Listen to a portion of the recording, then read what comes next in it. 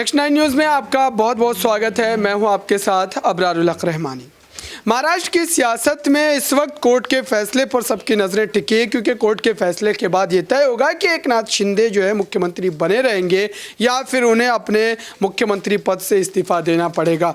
लगातार एक लंबी लड़ाई जो है उद्धव ठाकरे के द्वारा लड़ी गई कोर्ट के भीतर। जिस तरीके से कपिल सिब्बल ने तमाम सबूत जो है उनके समक्ष पेश किए, उसके बाद ये तमाम बातें जो अब कही जाने लगी है कि दरअसल उद्धव ठाकरे का पलड़ा यहाँ पर भारी नजर आ रहा है। लेकिन वाकई में क्या कोर्ट का फैसला उनके पक्ष में आएगा या फिर एकनाथ शिंदे कोर्ट के भीतर भी जीतते नजर आएंगे? फिलहाल आप देखिए कि बीएमसी चुनाव आने वाले, उनकी तारीखों का ऐलान जो है अभी तक नहीं हुआ है। उसके बावजूद भी सरगर्मियां जो है अभी से तेज होती नजर आ रही है। और साथ ही आपको बताऊं कि इस वक्त राज ठाकरे जो फैक्टर है महाराष्ट्र की सियासत में काफ़ी ज़्यादा चर्चाओं में है। उसकी बड़ी वजह यह है कि उन जैसा आक्रामक नेता हर किसी सियासी दल के लिए जो है कारामद साबित होता है। और इसी वजह से उद्धव ठाकरे ने कई बार खुले तौर पर इस बात को नहीं कहा कि राज ठाकरे को लेकर के वापसी को लेकर के वो तमाम रणनीति बना रहे हैं। लेकिन अभी आप देखिए कि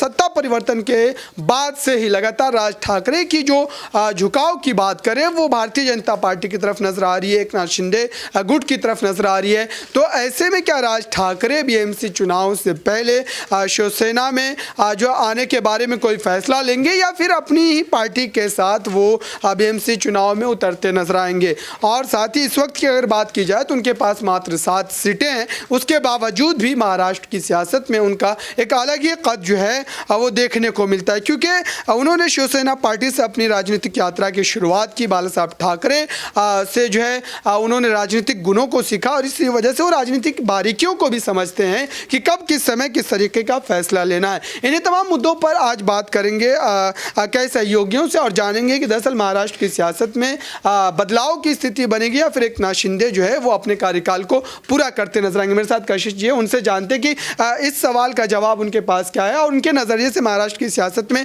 आने वाले समय में और क्या सारे बदलाव होते नजर आएंगे। देखिए अबरार, यहाँ पर लगातार मतलब कि सुर्खियों में बना ही हुआ है महाराष्ट्र। जब से यहाँ पर उद्धव ठाकरे ने इस्तीफा दिया उसके बाद एकनाथ शिंदे ने यहाँ पर मुख्यमंत्री पद संभाला है। लेकिन अगर अभी की बात की जाए तो देखिए अभी क्या चल रहा है कि तारीख पे तारीख दी जा रही है फैसले को लेकर। अब यहाँ पर 8 तारीख 12 तारीख दोनों तारीख बहुत ज़्यादा अहम है, तो मुझे लगता है उनका इंतजार भी हमें करना चाहिए, देखना चाहिए कहीं आगे ना बढ़ जाए फिर से तारीख। और रही बात यहाँ पर आप देखिए कि कहीं ना कहीं अभी कुछ ऐसा समीकरण बन रहा है, या तो एकनाथ शिंदे या फिर उद्धव ठाकरे, किसके पास राज ठाकरे जाएंगे कि ये भी मुद्दा यहाँ पर सामने है। दूसरा मुद्दा ये है कि क्या दोनों में से किसकी शिवसेना होगी, चुनाव चिन्ह किसको मिलेगा, ये भी मुद्दा है यहाँ पर, और फैसला किसके पक्ष में आएगा। तो आप देखिए कि महाराष्ट्र में मुद्दे कम नहीं है, महाराष्ट्र में लगातार मुद्दे बढ़ते जा रहे हैं। बीएमसी चुनावों की तारीख अभी तक पक्की नहीं हुई, क्योंकि यहाँ पर उपचुनाव हुआ तो एक कहीं ना कहीं एक आइडिया मिल जाता उद्धव ठाकरे को कि वो अभी भी मजबूत है या नहीं है, लेकिन ऐसा नहीं हो पाया। तो अब बीएमसी चुनाव ही है जो यहाँ पर उनकी मजबूती का टेस्ट जो है वो क्लियर करते नजर आएंगे कि वो अभी भी मजबूत है या नहीं, क्योंकि उनके पास वो विधायक है जो बीएमसी चुनावों में जीतते हैं। तो इसी को लेकर कहीं ना कहीं अभी यानी कि आप सोच लीजिए कि मंशाएं बनी हुई है, यहाँ पर सिचुएशन ऐसी बनी हुई है कि उद्धव ठाकरे या फिर सुप्रीम कोर्ट या फिर एकनाथ शिंदे कोई ढंग से फैसला नहीं ले पा रहे। उद्धव ठाकरे के पास कोई ऐसा मजबूत इंसान नहीं है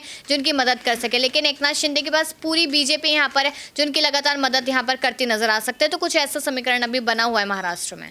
तो मात्र भारतीय जनता पार्टी की बदौलत जिस तरीके से एकनाथ शिंदे लगातार जो है अपने बयान दे रहे हैं, तो क्या जो अगर आप बीएमसी चुनाव की बात करें तो एकनाथ शिंदे ने अभी तक जब से उन्होंने अपने गुट को जो है बनाया है उसके बाद से अब तक उन्होंने चुनाव में हिस्सा नहीं लिया है। तो क्या अलग अलग जब वो चुनाव में उतरेंगे, भले ही एनडीए एक साथ रहेगी, तो ऐसे में क्या अगर उनको बीएमसी चुनाव में उस तरीके से जीत नहीं मिलती है तो जाहिर सी बात है कि उनका सियासी कद जो है वो गिरता हुआ नजर आएगा। तो ऐसे में क्या वो भारतीय जनता पार्टी से अलग होने के बारे में सोचेंगे या फिर उन्हीं के साथ रहेंगे? क्योंकि शिवसेना पार्टी बहुत पुरानी पार्टी और जाहिर सी बात है कि उनकी सीटों में उतना ज़्यादा गिरावट नहीं देखने को मिलेगा, क्योंकि मुंबई क्षेत्र के जो तमाम एमएलए अभी भी उद्धव ठाकरे के साथ बने हुए हैं। देखिए वही बात मैंने पहले भी कही थी कि अभी भी यहाँ पर उद्धव ठाकरे के पास लोग हैं। बात मैं यहाँ पर एकनाथ शिंदे और बीजेपी को लेकर करूंगी। देखिए मुझे लगता है बीजेपी अगर अपना साथ यहाँ पर खींचते, अपना हाथ पीछे खींच लेते, तो मुझे नहीं लगता एकनाथ शिंदे मजबूत रह पाएंगे, क्योंकि बीजेपी की वजह से ही वो अभी इस वक्त मजबूत नजर आ रहे हैं। भले वो 39 विधायक लेकर गुवाहाटी पहुंचे थे,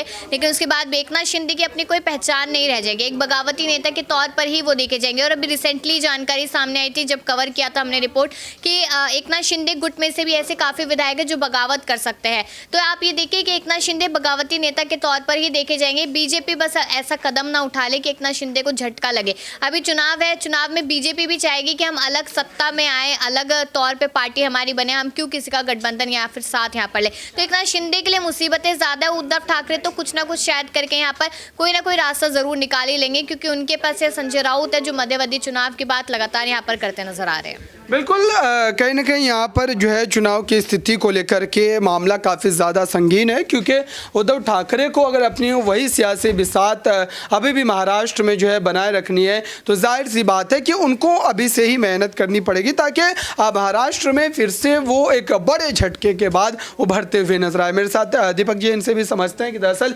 महाराष्ट्र में अब किस तरीके के बदलाव होंगे, और साथ ही इस वक्त राज ठाकरे को लेकर के जो स्थिति बन रही है उस पर भी कुछ बताइए कि दरअसल राज ठाकरे बीएमसी चुनाव में क्या अकेले चुनाव में उतरेंगे या फिर कहीं ना कहीं गठबंधन की स्थिति देखने को मिलेगी। देखिए, अभी तक तो साफ नजर आ रहा राज ठाकरे अकेले उतरने का चुनाव में मन बना रहे हैं, लेकिन फडणवीस और शिंदे दोनों मिलकर ऐसी चालें चल रहे हैं कि राज ठाकरे को मजबूर किया जाएगा उनको अपनी तरफ लाने के लिए।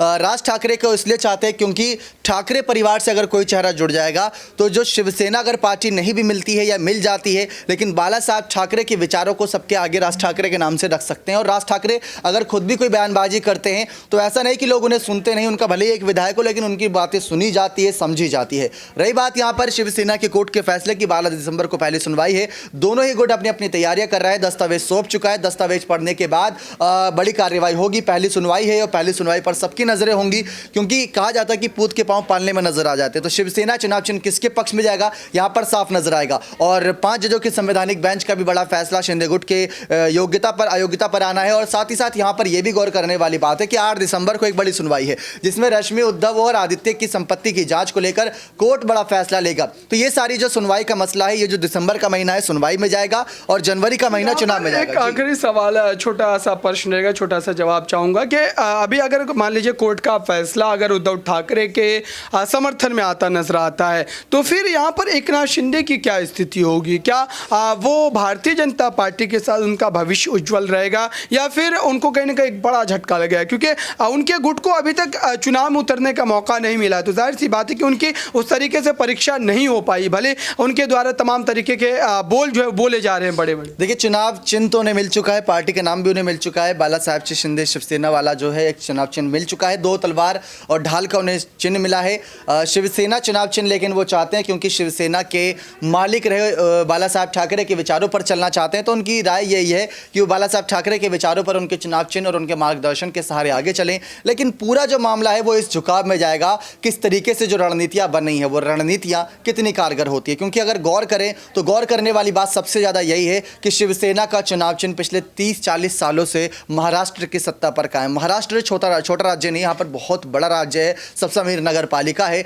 और यहाँ पर बाला साहब ठाकरे जैसे बड़े नेता ने अपना सिक्का जमाए रखा था कई सालों तक। उद्धव उसमें कामयाब नहीं हुए, लेकिन शिंदे उसमें कामयाब हो रहे हैं, एक एक करके विधायक उनके साथ जा रहे हैं। और भी तो ये तमाम खबरें जो शिंदे को और मजबूती दे रही है। बिल्कुल देखने वाली बात होगी कि कोर्ट के फैसले के बाद महाराष्ट्र की सियासत की जो सूरत हाल है वो किस कदर बदलती है, और क्या उद्धव ठाकरे को फिर से एक बार वापसी का मौका मिलता है या एकनाथ शिंदे जो है वो मुख्यमंत्री पद पर बने रहेंगे। इस खास रिपोर्ट में बस इतना ही। देखते रहिए ताज़ा तरीन खबरों के लिए नेक्स्ट 9 न्यूज़ को।